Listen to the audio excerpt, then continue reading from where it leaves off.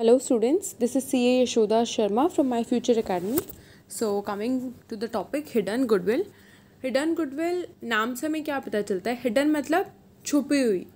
तो ऐसी goodwill जो बहुत apparent नहीं है, जो पूरे question में हमें कहीं पे दे नहीं रखा.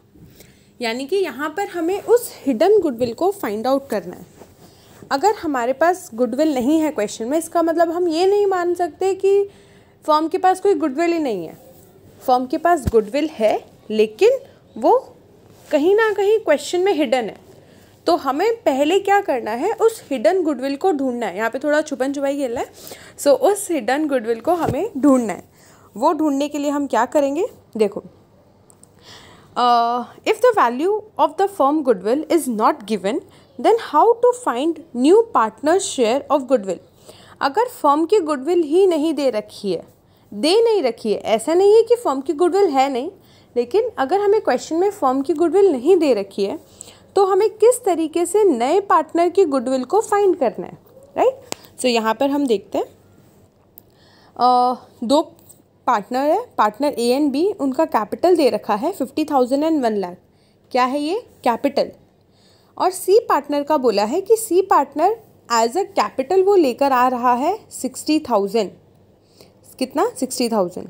यहाँ पर हमें नहीं बोला कि जो नया पार्टनर है वो कितना गुडविल लेकर आ रहा है, ना ही हमें ये बोला है कि फर्म की गुडविल कितनी है. क्योंकि अगर फर्म की गुडविल कितनी है ये बताई होती तो डायरेक्टली हम क्या करते, गुडविल मल्टीप्लाइड बाय 1/4. उसका यहाँ पे शेयर कितना है? 1/4. तो फर्म की गुडविल से हम इंटू 1/4 कर लेते हैं. लेकिन यहाँ हमारे पास ना ही तो फर्म की गुडविल है, ना ही हमारे पास यहाँ पर पार्टनर की गुडविल है. तो हम किस तरीके से फाइंड आउट करेंगे? स्टेप 1 कि अगर इसके 1/4 शेयर के लिए ये 60,000 कैपिटल लेकर आ रहा है तो इसके शेयर के अकॉर्डिंग पूरी फर्म का कैपिटल कितना होना चाहिए. मतलब ये अपने 1/4 शेयर के लिए 60,000 लेकर आ रहा है, यानी 1 पूरी फर्म की कैपिटल के लिए हम क्या यूज़ करते हैं? 1. यानी पूरी फर्म का कितना कैपिटल होना चाहिए. तो हम क्या निकालेंगे यहाँ पर? फर्म का कैपिटल 60,000 इंटू 4 तो 2,40,000. ये क्या है कि इसके शेयर के अकॉर्डिंग, इसके 1/4 शेयर के अकॉर्डिंग पूरे फर्म का जो कैपिटल है वो होना चाहिए 2,40,000, राइट. और एक्चुअल में कितना कैपिटल है? तो एक्चुअल का कैपिटल देखते हैं. ए का 50,000 है, बी का 1 लाख है और सी का है 60,000.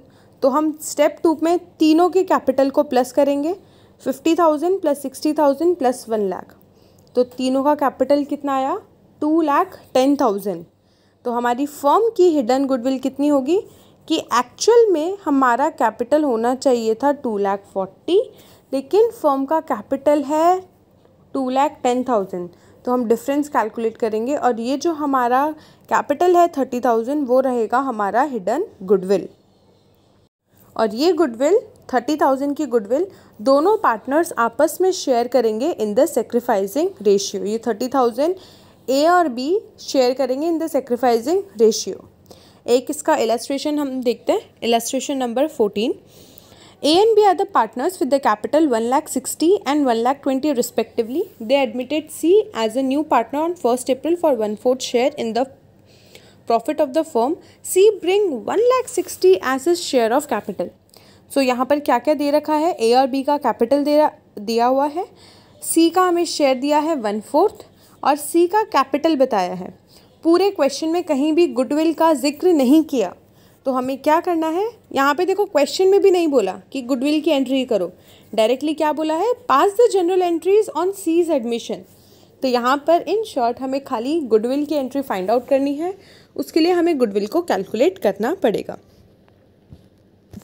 सो फर्स्ट स्टेप क्या था कि अगर सी अपने 1 लाख अपने 1/4 शेयर के लिए 1,60,000 ला रहा है तो 1 शेयर के लिए कितना होगा? तो क्रॉस मल्टीप्लिकेशन होगा. कैसे? देखो, यहाँ पर पूरा दे नहीं रखा. 1,60,000 अगर वो 1/4 शेयर के लिए ला रहा है तो 1 के लिए कितना? तो इसको हम क्रॉस मल्टीप्लाई करेंगे. 1 into 1,60,000 divided by 1/4. 1,60,000 into 1 divided by 1/4. तो यहाँ पे डिवाइड को मल्टीप्लाई करने के लिए हम क्या करेंगे, रेसिप्रोकल हो जाएगा। तो यहाँ पर ये हमारा हो जाएगा इंटू 4/1। बेसिक मैथ्स है, मैथ्स किया है। अगर इसको किस तरीके से मैंने किया है, ये इक्वेशन को नहीं समझ में आया तो पहले मैथ्स के क्लास अटेंड करो और उसके बाद ये वाला क्वेश्चन करना। मजाक करो, अगर ये वाला नहीं भी समझ में आया तो मेरे को मैसेज करना कि ये वाला पार्ट जो क्रॉस मल्टीप्लिकेशन का है नहीं समझ में आया, तो मैं ये वाला पार्ट भी समझा दूंगी, कोई इशू नहीं है। तो यहाँ पे डायरेक्टली क्या हो जाएगा, 1,60,000 इंटू 4। तो 1,60,000 इंटू 4 हमारा आ गया 6,40,000। 6,40,000 फॉर्म का होना चाहिए, लेकिन एक्चुअल में फॉर्म का कितना है, कैसे कैलकुलेट करेंगे, तीनों के कैपिटल को प्लस कर देंगे। 1,60,000 प्लस 1,20,000 प्लस 1,60,000, इन तीनों के कैपिटल को प्लस कर देंगे तो उससे हमारा आएगा स्टेप 2 कि एक्चुअल में उनका कैपिटल कितना है। तो यहाँ पर हमारा आ गया एक्चुअल में उनका कैपिटल है 2 लाख। तो 2 लाख माइनस 6,40,000, सॉरी एक्चुअल में उनका कैपिटल है 4,40,000। 6,40,000 होना चाहिए, तीनों को प्लस करके उनका कैपिटल आया 4,40,000। इन दोनों को माइनस करेंगे तो हमारा आ जाएगा गुडविल ऑफ द फर्म। तो 2 lakh goodwill of the firm आई। 2 लाख में उसका शेयर कितना है, 1/4। तो 2 लाख इंटू 1/4 50,000। 50,000 उनके सेक्रीफाइसिंग रेशियो में डिवाइड कर देंगे। जो ये 2 लाख आता है वो फर्म की गुडविल होती है, पार्टनर की इंडिविजुअल गुडविल नहीं, ये है फर्म की गुडविल। और फर्म की गुडविल में से हम पार्टनर की गुडविल निकालने के लिए क्या करेंगे, उसके शेयर को मल्टीप्लाई करेंगे। तो यहाँ पर आ गया 50,000। इसका मतलब ये पार्टनर की इतनी गुडविल है और इसको हम इसकी जनरल एंट्री करेंगे। जनरल एंट्री ये रही, बैंक टू कैपिटल 1,60,000 1,60,000, यानी ये जो 1,60,000 लाया है वो खाली कैपिटल है, इसके अंदर गुडविल नहीं है। तो बैंक टू कैपिटल 1,60,000। अब उसको कितनी लानी चाहिए थी, 50,000, पर एक्चुअल में वो कैश में नहीं लाया। इसीलिए हमने देखा था कि अगर पार्टनर कैश में गुडविल नहीं लाता तो उसका कैपिटल अकाउंट डेबिट हो जाता है। तो यहाँ पर उसके कैपिटल अकाउंट को डेबिट कर देंगे, C's capital account to A to B। किस रेशियो में डिस्ट्रीब्यूट करेंगे, in the sacrificing ratio. Sacrificing ratio में निकालना आता है ओल्ड माइनस न्यू। यहाँ पर कुछ नहीं दे रखा तो ओल्ड पार्टनर का रेशियो हम लेंगे 1:1। ठीक है। एक और चीज़, यहाँ पर डायरेक्टली हमें ये बोल रखा है कि नए पार्टनर का शेयर 1/4 है। कितना किससे लेगा, फ्रॉम ऑफ कुछ भी नहीं दे रखा। तो मैंने बताया था ऐसी सिचुएशन में जनरली नहीं, हमेशा सेक्रीफाइसिंग रेशियो वो ही आता है जो पार्टनर का ओल्ड रेशियो होता है। तो यहाँ पर पार्टनर्स का ओल्ड रेशियो नहीं दे रखा तो हम पार्टनर का ओल्ड रेशियो क्या अज्यूम करेंगे, 1:1, राइट। सो अब अगर हम सेक्रीफाइसिंग रेशियो भी कैलकुलेट करने जाएंगे तो हमारा सेक्रीफाइसिंग रेशियो भी क्या आएगा, 1:1। अगर इसमें डाउट है तो वापस सेक्रीफाइसिंग रेशियो कैलकुलेट करने की कोशिश करना। कैसे कैलकुलेट करोगे, सी का जो शेयर है वो 1/4 है, पूरी फर्म का शेयर है 1, तो 1 माइनस 1/4 बचा 3/4। 3/4 को 1:1 में डिवाइड करना और फिर फाइनली जो ए और उससे आ जाएगा न्यू रेशियो, और न्यू रेशियो में से हम ओल्ड रेशियो को माइनस करेंगे तो हमारा आएगा सेक्रीफाइसिंग रेशियो। वापस रिपीट कर रही हूँ, 3/4 हमारा रिमेनिंग रेशियो है। 3/4 को कुछ दे नहीं रखा तो ये लोग इक्वली डिवाइड कर लेंगे हाफ हाफ में, तो इससे आ जाएगा हमारा न्यू रेशियो। अब अगर हमें सेक्रीफाइसिंग रेशियो कैलकुलेट करना है तो कैसे करते हैं, old ratio minus new ratio. तो ये जो रेशियो आएगा सेक्रीफाइसिंग रेशियो वो भी क्या आएगा, 1:1। और इस सेक्रीफाइसिंग रेशियो में हम इस गुडविल को डिवाइड कर लेंगे। Question next, that is 35th।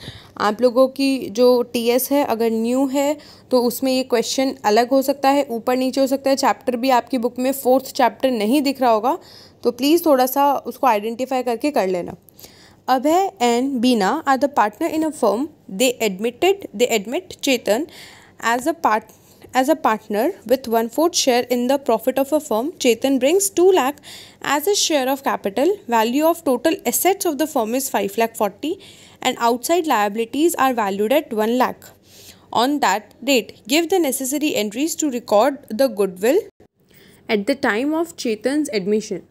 Also show your working notes. Okay, so यहाँ पर भी हमें क्या कैलकुलेट करना है, यहाँ पर भी हमें गुडविल कैलकुलेट करनी है। लेकिन अब अगर हम यहाँ पर एक चीज़ देखें तो अभय और बीना का कैपिटल नहीं दे रखा, राइट। एक हमने हिडन गुडविल कैलकुलेट करने के स्टेप देखे कि सबसे पहले हम नए पार्टनर के अकॉर्डिंग हम कितना टोटल कैपिटल होना चाहिए वो कैलकुलेट करेंगे। सेकंड, एक्चुअल में कितना कैपिटल है वो कैलकुलेट करेंगे। And third, difference, right. Actual में जो कैपिटल होता है, देखो ये हमारी है बैलेंस शीट, ठीक है। तो यहाँ पर हमारे टोटल एसेट्स होते हैं और यहाँ पर हमारे कैपिटल और प्लस लायबिलिटीज़, ये हमारा बैलेंस शीट का फॉर्मेट होता है। अगर हमें कैपिटल नहीं दे रखा और हमारे पास टोटल एसेट्स और अदर लायबिलिटीज़ है, तो मैं टोटल एसेट्स में से अगर अदर लायबिलिटीज़ माइनस कर दूं तो मेरा डिफरेंस जो आएगा वो ये आएगा, कैपिटल, राइट। एग्जाम्पल लेते हैं, टोटल एसेट्स है 1 लाख और अगर टोटल एसेट्स 1 लाख है तो लायबिलिटी भी 1 लाख होगी, क्योंकि assets is equals to liabilities, ये 1 लाख ही है ना, राइट। मेरे को ये दिख नहीं रहा। और यहाँ पर हमारे एसेट्स जो होंगे वो 1 लाख है, टोटल लायबिलिटीज़ 1 लाख है। उसमें से मुझे क्वेश्चन में दे रखा है कि जो अदर लायबिलिटीज़ है, मतलब जो ये वाला पार्ट है वो 60,000 है, अदर लायबिलिटीज़ इज 60,000। तो सिंपली क्या हो जाएगा, 1 लाख में से अगर मैं 60,000 माइनस कर दूंगी तो मेरे पास कैपिटल आ जाएगा 40,000। तो यहाँ पर अब कितने भी कैपिटल हो तो उन सब का कैपिटल मिला के मेरे पास आएगा 40,000। सेम हमें प्रोसेस इस क्वेश्चन में भी करना है, जहाँ पर हमें ओल्ड पार्टनर्स का कैपिटल डायरेक्टली नहीं दिया तो हम उन पार्टनर्स का कैपिटल बैलेंस शीट के थ्रू निकालेंगे, राइट। सो यहाँ पर हमें चेतन का कैपिटल दिया है, दैट इज़ न्यू पार्टनर का कैपिटल दिया है 2 लाख और value of the total assets हमें दे रखा है 5,40,000 and the outside liabilities are valued at 1 lakh on that date. On that give the necessary entries to record, okay fine. तो सबसे पहले इसमें जो हमारा फर्स्ट स्टेप है वो सेम रहेगा कि भाई न्यू पार्टनर के अकॉर्डिंग कैपिटल कितना होना चाहिए, उसको हम बोलेंगे नेटवर्थ। तो यहाँ पर जो नया पार्टनर है वो अपने 1/4 शेयर के लिए कितना लेकर आ रहा है, 1/4 शेयर के लिए लेकर आ रहा है 2 लाख। तो पूरे फर्म का कितना होगा नहीं पता, तो 2 लाख मल्टीप्लाइड बाय 4 करेंगे, 4 2 ज़ा 8 लाख हमारे पास आ गया। पूरे फर्म का कैपिटल कितना होना चाहिए। सेकेंड स्टेप में हमें चाहिए कि एक्चुअल कैपिटल कितना है, तो उसे हम निकालेंगे total assets minus liabilities. Total assets यहाँ पर हमारे पास दे रखे हैं भाई 5,40,000 टोटल एसेट्स हैं और जो फर्म, ये जो नया पार्टनर है वो कैपिटल लेकर आया है, वो capital in the form of cash लाया है, तो यहाँ पर कैश और ऐड हो जाएगा। तो मेरे टोटल एसेट्स कितने हो जाएंगे, 7,40,000 मेरे टोटल एसेट्स हो जाएंगे। अदर लायबिलिटीज़ जो है वो मेरे को दे रखी है 1 लाख, यहाँ पर अदर लायबिलिटीज़ दे रखी है 1 लाख, तो ये भी टोटल 7,40,000। तो 7,40,000 माइनस 1 लाख करेंगे तो हमारा आ जाएगा 6,40,000। 6,40,000 हमारे लिए क्या होगा, net worth of the new firm, जो कि हम निकालते हैं कि टोटल कैपिटल एक्चुअल में कितना है। तो अगर हमें बैलेंस शीट के अकॉर्डिंग निकालना है तो हम यहाँ पे थोड़ा सा नाम में चेंज कर देंगे, net worth on the basis of capital bought by Chetan, right. हमने उसके कैपिटल में उसका शेयर मल्टीप्लाई किया, उससे हमारा ये शेयर आया, उससे हमारा ये कैपिटल आया, तो ये भी नेटवर्थ है, ये भी नेटवर्थ है। जैसे उसमें वो भी कैपिटल था, सेकेंड स्टेप में निकाले थे वो भी कैपिटल था, लेकिन जो फर्स्ट निकालते हैं वो capital according to new partner and actual capital. यहाँ पर हम वर्ड यूज़ करेंगे नेटवर्थ। नेटवर्थ का मतलब होता है कि वही एसेट्स माइनस लायबिलिटी। अगर हम एसेट्स माइनस लायबिलिटी करते हैं तो उसको बोला जाता है नेट वर्थ। तो net worth of the firm on the basis of new partners capital and the net worth of the new firm, right. So यहाँ पर हमारा आ गया था 8 लाख। अगर हमने नेटवर्थ निकाला हमारा है 6,40,000, दोनों को माइनस किया तो हमारा आ गया गुडविल 1,60,000। अब इस 1,60,000 ये फर्म की गुडविल है, इसमें हम उस पार्टनर का शेयर मल्टीप्लाई कर देंगे, दैट इज़ 1,60,000 मल्टीप्लाइड बाय 1/4, तो हमारे पास आ जाएगा उस पार्टनर की गुडविल, राइट। अब इसको हम सेक्रीफाइसिंग रेशियो में डिस्ट्रीब्यूट करेंगे, सेक्रीफाइसिंग रेशियो में डिस्ट्रीब्यूट करके हम इसकी जनरल एंट्री पास कर देंगे। नेक्स्ट हम देखेंगे valuation of assets and liabilities. Valuation of assets and liabilities, ये टॉपिक हम ऑलरेडी कवर कर चुके हैं, हम इसको वापस एक बार शॉर्ट में ले लेंगे। जब भी पार्टनर एडमिट होता है तो हम एसेट्स और लायबिलिटीज़ को रीवैल्यू करते हैं थ्रू रीवैल्यूएशन अकाउंट। अब एसेट्स को रीवैल्यू करना मतलब जो हमारी एसेट्स बैलेंस शीट में दिख रही है उस एसेट की वैल्यू एक्चुअल में उतनी नहीं होती, उससे ज़्यादा हो सकती है या उससे कम हो सकती है। अगर उससे ज़्यादा होगी तो ओल्ड पार्टनर के लिए बेनिफिट होगा, अगर उससे कम होगी तो ओल्ड पार्टनर के लिए लॉस होगा। इसीलिए हम ऐसी सारी एसेट्स और लायबिलिटीज़ की रीवैल्यू निकाल के हम देखेंगे कि नेट कितना प्रॉफिट या लॉस हो रहा है न्यू पार्टनर्स को, ठीक है। क्योंकि नया पार्टनर आएगा तो ओल्ड पार्टनर नहीं चाहेंगे कि उनकी जो प्रॉफिट या लॉस हो रहा है रिवैल्यूएशन से वो नए पार्टनर को हो। इसीलिए नए पार्टनर के एडमिट होने से पहले वो सारी चीज़ों को रीवैल्यू कर दिया जाता है। So market value may be more than the book value, market value of assets and liabilities. In this case, assets and liabilities are revalued in revaluation account. जब पार्टनर एडमिट होता है, जैसा कि मैंने कहा, तो market value of assets and liabilities ज़्यादा हो सकती है, राइट। इसीलिए उसको रिवैल्यू किया जाता है through revaluation account. Partner and profit और loss is transfer to partners capital in the old ratio. और जो भी प्रॉफिट या लॉस आएगा उसको हम ओल्ड रेशियो में पार्टनर्स में डिवाइड कर देंगे। स्टूडेंट्स, कब ओल्ड रेशियो में डिवाइड करना है, कब सेक्रीफाइसिंग रेशियो में डिवाइड करना है, इसमें कंफ्यूज होने की बिल्कुल ज़रूरत नहीं है। हमने डिस्कस किया है कि ओल्ड रेशियो सेक्रीफाइसिंग रेशियो में हम खाली फर्म की गुडविल को ही डिवाइड करते हैं, या फिर जब हमें बोला गया हो कि रिजर्व्स, पीएनएल या फिर जो बैलेंस शीट में गुडविल दिख रही है उसको हमें उसी वैल्यू पे नई बैलेंस शीट में लेकर जाना है, उस केस में हम सेक्रीफाइसिंग रेशियो में डिवाइड करते हैं। दैट इज़, हमें जब कहा जाता है कि एडजस्टमेंट एंट्री पास करो कोई भी चीज़ के लिए, भले वो एसेट्स हो, लायबिलिटीज़ हो। अगर उन्होंने रिवैल्यूएशन के लिए भी कहा है कि भाई हमने ये भी देखा है कि रिवैल्यूएशन वो अपने एसेट्स और लायबिलिटीज़ को सेम वैल्यू पे लेके जाना चाहते हैं पार्टनर के एडमिशन के बाद, ठीक है। तो अगर सेम वैल्यू बोल दे तो हम क्या करेंगे, रिवैल्यूएशन के प्रॉफिट को सेक्रीफाइसिंग रेशियो में डालेंगे। अगर हमें वो बोल दे कि भाई एडजस्टमेंट एंट्री पास करनी है तो उस केस में भी हम सेक्रीफाइसिंग रेशियो में डालेंगे। अगर ऐसा कुछ भी नहीं बोला गया, ना ही हमें ये बोला है कि एडजस्टमेंट एंट्री पास करनी है, ना ही हमें ऐसा बोला है कि सेम वैल्यू पे हमें एसेट्स एंड लायबिलिटीज़ लेकर जानी है, तो सभी चीज़, हर एक चीज़ ओल्ड रेशियो में डिवाइड होगी except goodwill. That is, goodwill is valued at, जो नया पार्टनर गुडविल लेकर आता है वो गुडविल तो हमेशा हमें सेक्रीफाइसिंग रेशियो में ही डालनी है। बाकी हम देखेंगे कि एडजस्टमेंट, अगर एडजस्टमेंट एंट्री बोला है तो सेक्रीफाइस में करेंगे, वरना हमेशा हम ओल्ड रेशियो में ही करेंगे। क्या चीज़ ओल्ड रेशियो में करनी है, क्या चीज़ सेक्रीफाइसिंग में करनी है, अगर इसमें फिर भी डाउट हो, कोई स्पेसिफिक डाउट हो, तो मेरे को मैसेज करना या कमेंट्स में लिखना, तो मैं उन स्पेसिफिक डाउट्स पे मैं वीडियो ले लूँगी। सो आगे बढ़ते हैं। रिवैल्यूएशन अकाउंट हम कैसे बनाते हैं?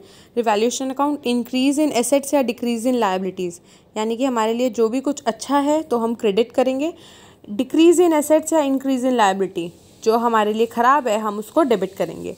डिक्रीज़ इन एसेट्स, हमारे एसेट्स की वैल्यू कम हो रही है यानी हमारे लिए ख़राब है। इंक्रीज़ इन लायबिलिटी मतलब हमारी लायबिलिटी बढ़ रही है तो वो भी ख़राब है। यानी ये दो सिचुएशन है जो हमारे लिए ख़राब हो सकते हैं, ये दो सिचुएशन है जो हमारे लिए अच्छे हो सकते हैं। प्रॉफिट कैसे निकालेंगे? इसका टोटल माइनस इसका टोटल, क्रेडिट का टोटल माइनस डेबिट का टोटल। अगर क्रेडिट ज़्यादा है, दैट इज़ हमारे लिए अच्छा ज़्यादा है, तो हमारे लिए इस साइड पे आएगा, डेबिट साइड पे आएगा प्रॉफिट। जैसे पीएनएल अकाउंट में होता है कि इनकम क्रेडिट साइड ज़्यादा होती है और एक्सपेंसेस डेबिट साइड कम होते हैं तो हमारे प्रॉफिट आता है। डेबिट ज़्यादा होता है और क्रेडिट कम होता है तो हमारे लॉस आता है, राइट। सेम वैसा यहाँ पर भी है कि अगर क्रेडिट ज़्यादा होगा और डेबिट साइड कम होगा तो हमारा यहाँ पर आएगा प्रॉफिट, राइट। और अगर हमारा इस साइड पे डिफरेंस आता है, क्रेडिट साइड पे डिफरेंस आता है, तो हमारा आएगा लॉस। ये प्रॉफिट और लॉस ओल्ड पार्टनर में ओल्ड रेशियो में डिस्ट्रीब्यूट हो जाएंगे। फाइन। इसकी जनरल एंट्रीज कैसे होगी? अगर कोई भी एसेट इंक्रीज हो रहा है, सपोज हमें बोल रहे हैं कि मशीन की वैल्यू इंक्रीज हो रही है, तो हम क्या करेंगे, asset that is machine account debit to revaluation. अगर लायबिलिटी डिक्रीज हो रही है, लायबिलिटी क्या होती है, लायबिलिटीज आर क्रेडिटेड, तो अगर लायबिलिटी बढ़ेगी तो हम उसको क्रेडिट करेंगे, लेकिन लायबिलिटी अगर कम होगी तो हम उसको डेबिट करेंगे। तो liability account debit to revaluation. अगर इंक्रीज इन लायबिलिटी है तो लायबिलिटी अगर बढ़ती है तो हम उसको क्या करते हैं, और वापस से क्रेडिट, तो revaluation to liability. Decrease in assets, मतलब एसेट्स की वैल्यू डिक्रीज हो रही है तो एसेट्स को क्रेडिट करेंगे, तो रिवैल्यूएशन टू क्रेडिट। याद रखना स्टूडेंट्स कि एसेट्स क्या होते हैं, डेबिट होते हैं। Assets are debited, liabilities are credited. तो अगर हमें एसेट को और बढ़ाना है तो वो एसेट डेबिट होगा, अगर हमें उस एसेट को कम करना है तो रिवर्स एंट्री होगी, एसेट क्रेडिट हो जाएगा। Same goes with liability, liabilities are credited, यानी अगर हमें लायबिलिटी को बढ़ाना है तो लायबिलिटी क्रेडिट होगा, लेकिन अगर हमें लायबिलिटी को कम करना है तो लायबिलिटी डेबिट होगा, और अकॉर्डिंगली हम रिवैल्यूएशन अकाउंट डेबिट या क्रेडिट में लिख देंगे, राइट। सो इसका ये एक फॉर्मेट है जो कि मैंने यहाँ पे दे रखा है, मैंने ऑलरेडी बना दिया, दैट इज़ इनफ। एक इलस्ट्रेशन 38 है। 38 में क्या है, अनरिकॉर्डेड इन्वेस्टमेंट, इन्वेस्टमेंट हमारे लिए एसेट्स है। अनरिकॉर्डेड लायबिलिटीज़, लायबिलिटीज़ है जो कि हमने रिकॉर्ड ही नहीं की, तो अब हमारी लायबिलिटी को रिकॉर्ड करना पड़ेगा, तो ये हमारे लिए ख़राब बात है, हमारी लायबिलिटी बढ़ रही है। तो एंट्री क्या होगी, revaluation to liabilities. A creditor of 600 is not likely to be claimed, hence to be return back. एक क्रेडिटर आए 600 के और बोले कि भाई हमें नहीं चाहिए, आप ऑलरेडी इतने डूब रहे हो, आपकी फर्म इतनी डूब रही है, तो हमें इतना पैसा नहीं चाहिए, ठीक है। तो ये भी हमारे लिए फ़ायदा है। तो फ़ायदा हुआ, लायबिलिटी कम हो रही है तो लायबिलिटी डेबिट होगी, that is creditor is a liability here, तो क्रेडिटर टू रिवैल्यूएशन। ये एक सम हो गया। Full fledge question for revaluation 39।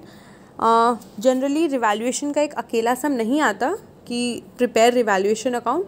Revaluation account आगे हम फुल क्वेश्चन करेंगे जिसके अंदर रिवैल्यूएशन, कैपिटल, बैलेंस शीट पूरा क्वेश्चन आता है, लेकिन उन क्वेश्चन में, फुल फ्लैज क्वेश्चन में भी रिवैल्यूएशन अकाउंट बहुत इंपॉर्टेंट रोल प्ले करता है, क्योंकि जो भी इनको पॉइंट्स ट्रिकी करने होते हैं वो जनरली रिवैल्यूएशन अकाउंट में ही किए जाते हैं।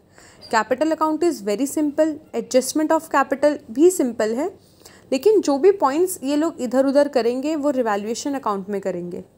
और अगर रिवैल्यूएशन अकाउंट सपोज़ हमारा प्रॉफिट या लॉस रॉन्ग आता है तो वो रिवैल्यूएशन हमारा कैपिटल में भी जाएगा, वो कैपिटल हमारा बैलेंस शीट में भी जाएगा। तो यहाँ से फिर बटरफ्लाई इफेक्ट होगा कि अगर हमारा रिवैल्यूएशन का प्रॉफिट में थोड़ी सी प्रॉब्लम आई तो ये जो प्रॉफिट है वो कैपिटल अकाउंट में जाता है, तो हमारा बैलेंस, कैपिटल अकाउंट का बैलेंस सीडी है उसमें भी प्रॉब्लम आएगी। ये जो बैलेंस सीडी है वो बैलेंस शीट में जाती है तो हमारी बैलेंस शीट टैली नहीं होगी। इसीलिए सबसे पहले ध्यान रखना है कि हमारा सेक्रीफाइसिंग रेशियो राइट है। सेकेंडली हमें बहुत ध्यान से हमें रिवैल्यूएशन अकाउंट को करना है, बहुत ध्यान से। 5-6 एंट्रीज दी रहेगी रिवैल्यूएशन अकाउंट की, हम उन 5-6 एंट्रीज़ को बहुत ध्यान से पढ़ेंगे और हमें फिर यही तो देखना है कि भाई डेबिट साइड होगा या क्रेडिट साइड होगा। हमारे लिए फ़ायदा हो रहा है तो क्रेडिट साइड, हमारे लिए नुकसान हो रहा है तो डेबिट साइड, इतना ही देखना है, ठीक है। तो ये सारे क्वेश्चंस है 39 की। तुम्हें पहले डायरेक्टली जनरल एंट्रीज मत करना।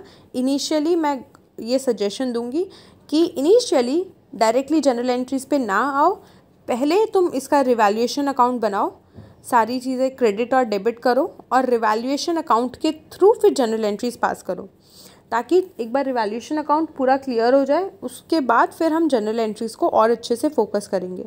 तो जब आप ये क्वेश्चन करोगे इलस्ट्रेशन नंबर 39 और जो भी आपके टेक्स्ट बुक्स में है, तो उसके अंदर सबसे पहले आप रिवैल्यूएशन अकाउंट बनाओगे compulsorily and then you will prepare journal entries.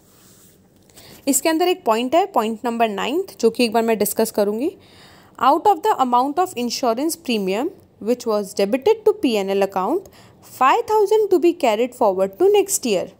मतलब 7,000 एक अमाउंट है इंश्योरेंस प्रीमियम का जो हम ऑलरेडी डेबिट कर चुके हैं P&L अकाउंट में, लेकिन 5,000 उसमें से कैरी फॉरवर्ड करना है।